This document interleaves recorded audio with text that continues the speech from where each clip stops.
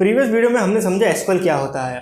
अब इंस्टॉलेशन की तरफ आगे बढ़ने से पहले कुछ बेसिक चीज़ें हैं जिसको हम क्लियर कर लेते हैं, जैसे कि टाइप ऑफ डेटाबेसेस क्या होता है, what is my SQL use कहाँ होता है। वैसे एक छोटी चीज़ क्लियर करते हैं। जैसे आपने कुछ लोगों को देखा होगा बोलते हुए, कुछ लोग बोलते हैं एसक्यूएल और कुछ लोग बोलते हैं सीक्वेल। बस बोलने का तरीका अलग है, दोनों का मतलब भी सेम ही होता है। जैसे कि स्ट्रक्चर क्वेरी लैंग्वेज, जैसे कोई बिस्किट बोलता है कोई बिस्कुट बोलता है, बट दोनों सेम ही होता है। पर्सनली मैं खुद इससे एसक्यूएल बोलता हूँ।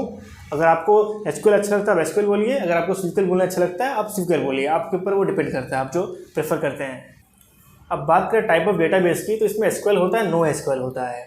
चलो सबसे पहले एसक्यूएल को समझते हैं। एसक्यूएल को RDBMS भी कहते हैं। इसका फुल फॉर्म होता है रिलेशनल डेटाबेस मैनेजमेंट सिस्टम। चलो इसे एक एग्जांपल से समझते हैं। सपोज एक टेबल है जिसमें स्टूडेंट का डेटा सेव है, अभी आपके स्क्रीन पे दिख भी रहा होगा एग्जांपल। और एक और है हमारे पास टेबल जिसमें कोर्सेज का डेटा सेव है, और हमारे पास और हर एक स्टूडेंट किसी कोर्स को इनरोल करता है, राइट। तो हमने एक और टेबल बनाया है, उसके अंदर हमने किस स्टूडेंट और कोर्सेज का मैपिंग रखा है। उस टेबल का नाम है स्टूडेंट कोर्स। तो आपको अभी तीनों टेबल से समझ में आ रहा होगा, एक टेबल में स्टूडेंट का डेटा सेव है, एक टेबल के अंदर कोर्स का डेटा सेव है, और एक टेबल के अंदर हमने स्टूडेंट और कोर्स का मैपिंग का डेटा सेव किया है। तो बेसिकली आपस में ये रिलेशन लग रहा होगा आपको, सारे तीनों टेबल के बीच में रिलेशन दिख रहा होगा, इसलिए इसे कहते हैं रिलेशनल डेटाबेस।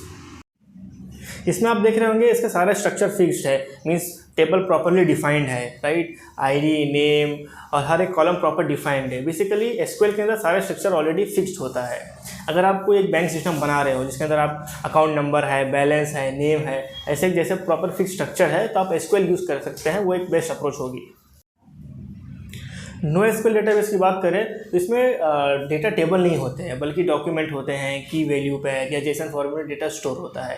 बेसिकली इसका स्ट्रक्चर काफ़ी फ्लेक्सिबल होता है। जैसे आपने एसक्यूएल में देखा होगा कि हमारा टेबल ऑलरेडी प्रॉपरली डिफाइंड है, प्रॉपर कॉलम्स डिफाइंड है, किसमें क्या सेव होने वाला है वो ऑलरेडी हमने डिफाइन करके रखा था।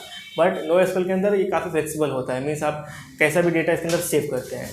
अगर आप कोई सोशल मीडिया ऐप बना रहे हो जिसमें आप यूज़र प्रोफाइल, पोस्ट, लाइक या अलग अलग फॉर्मेट में डेटा स्टोर करना चाहते हो, तो no SQL database best approach रहेगा। बट हम अपनी सीरीज़ के अंदर एसक्यूएल डेटा को आगे कंटिन्यू करने वाले हैं और एसक्यूएल डेटा को ही हम पूरा सीखेंगे। तो अब बात करते हैं माईएसक्यूएल की, जो इस कंप्लीट प्लेलिस्ट में हम यूज़ करने वाले हैं। माईएसक्यूएल एक ओपन सोर्स RDBMS है, यानी एक सॉफ्टवेयर है जिसमें आप अपनी एसक्यूएल क्वेरीज रन करते हो। बेसिकली ये आपके डेटाबेस से बात करने का मीडियम है। मार्केट में और भी ऑप्शंस हैं, जैसे पोस्टग्रेसक्यूएल, ओरेकल, माइक्रोसॉफ्ट एसक्यूएल सर्वर, और मैंने इसमें से पर्सनली काफ़ी यूज़ भी किया है। लेकिन हम माईएसक्यूएल क्यों यूज़ करने वाले हैं? बिकॉज ये फ्री है, विंडोज़, मैक, लिनक्स सब पे चलता है।